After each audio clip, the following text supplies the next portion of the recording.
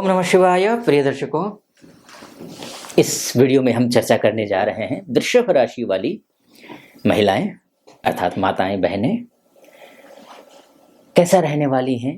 इनको बिजनेस करना चाहिए या जॉब करना चाहिए। ये पति के लिए कितने लकी होती हैं या नहीं होती हैं। ये हमेशा अमीर रहती हैं या हमेशा गरीब रहती हैं। क्या इनकी ज़िंदगी इनकी नासमझी की वजह से तबाह होती है या फिर ये बहुत प्यारी होती हैं, अपने पति के लिए, अपने परिवार के लिए, समाज के लिए बहुत समझदार होती हैं, या फिर ये धोखेबाज होती हैं। अपने परिवार के में परिवार और समाज से क्या इनको इज्जत मिलती है जितनी ये चाहती हैं। एक महिला की जितनी इज्जत होनी चाहिए उतनी क्या इज्जत मिलती है, या फिर किस एज में इनकी शादी होगी, अर्थात आपकी शादी किस एज में होगी, या फिर आपकी किस्मत कौन से एज में खुलेगी। इन सभी विषयों पर हम पॉइंट वाइज बात करने जा रहे हैं, तो आप पूरा वीडियो सुनिएगा।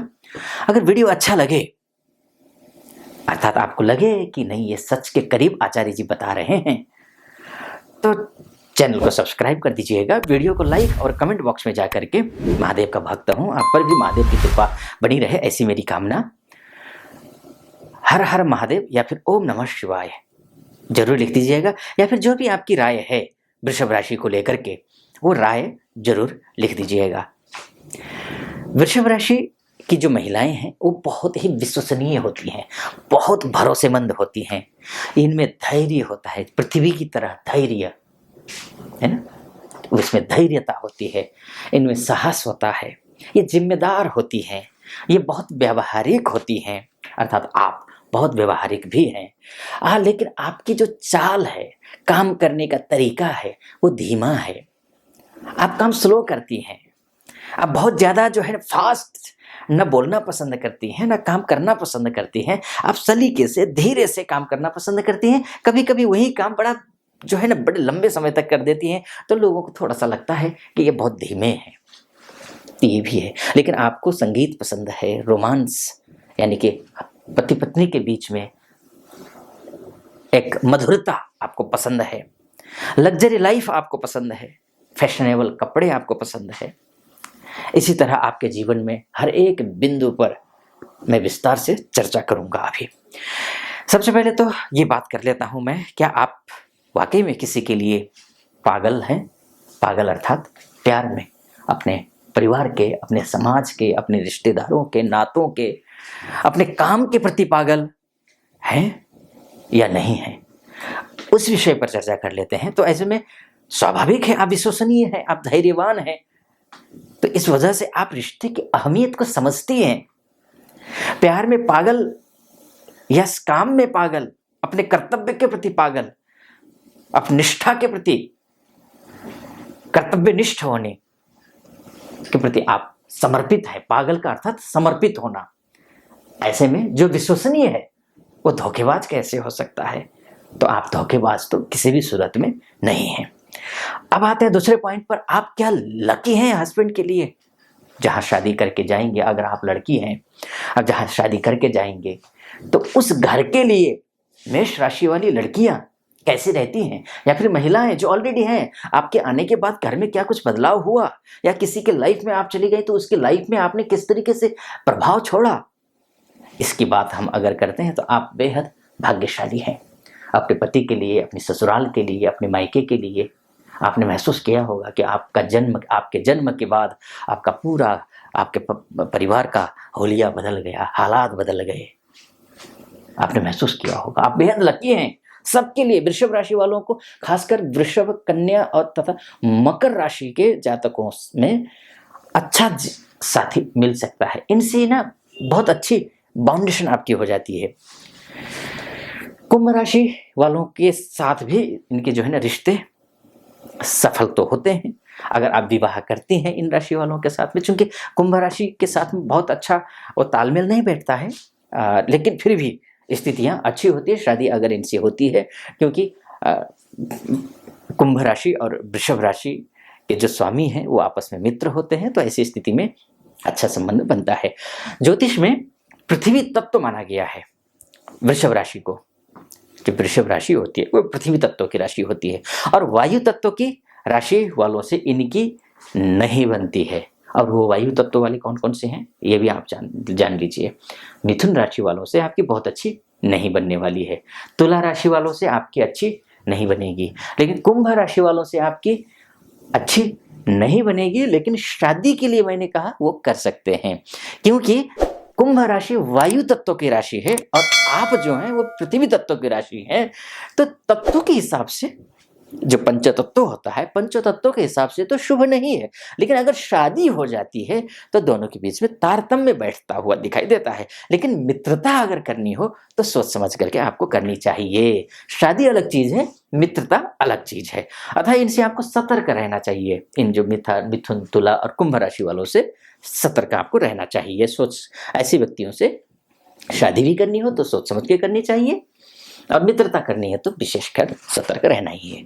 और आपको अब करना क्या चाहिए, बिजनेस या फिर जॉब, ये जान लेते हैं।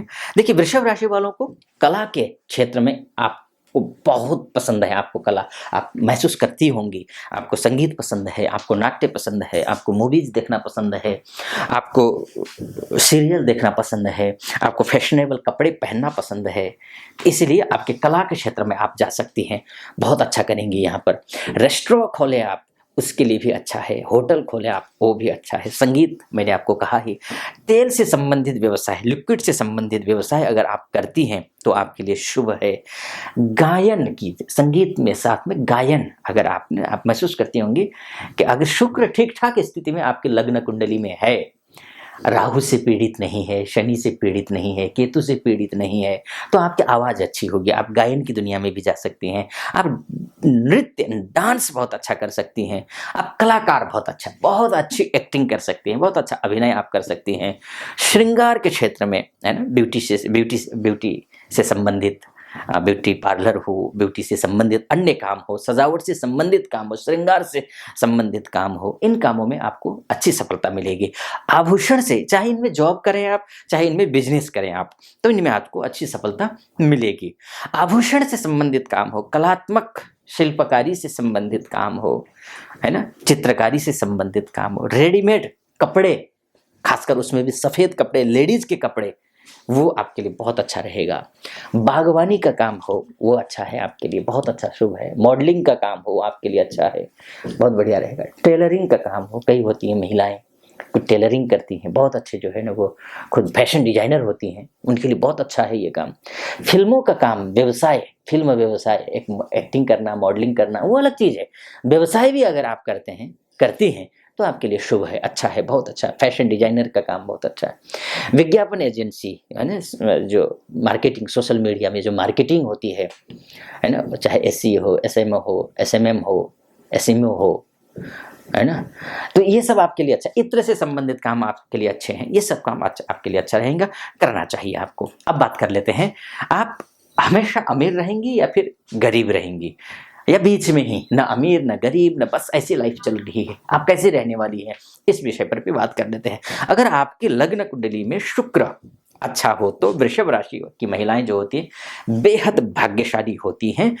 आपके पास संपत्ति की कोई कमी नहीं रहती है, कोई कमी नहीं रहती है, क्योंकि आप मेहनती हैं, आप धैर्य रखती हैं। कोई भी काम करना हो सोच समझ करके करती हैं, कोई भी सोच समझ के, तो मैं उतना ज़्यादा नहीं बोलूँगा, धैर्य रखती हैं। ये आप में एक अच्छी बात है, जो कि आपके अमीर बनने के लिए पर्याप्त है।